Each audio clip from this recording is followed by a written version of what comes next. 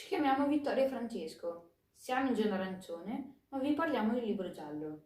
A volte più che giallo a tinte nere, perché qualcuno muore.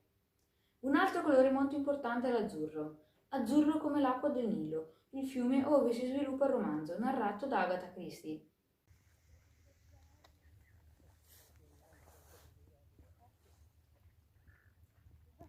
A volte le amicizie non sono vere quanto pensi. È questo il motivo per cui il povero Poirot non si concede una vacanza. Ma d'altronde cosa può farci? Fare detective è il suo mestiere. Ma queste volte i delitti sono ben tre. Poirot ne riesce a scovare perfino un quarto.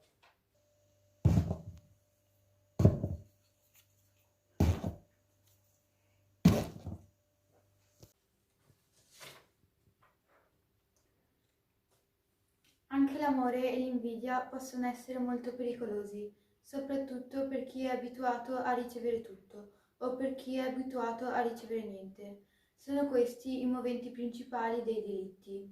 Ma abbiamo già detto troppo e se volete portare alla luce questo mistero insieme a Poirot, allora leggete il libro. Consigliamo questo libro agli amanti di avventura, di gialli e di misteri, ma anche a chi semplicemente vuole leggere un buon libro.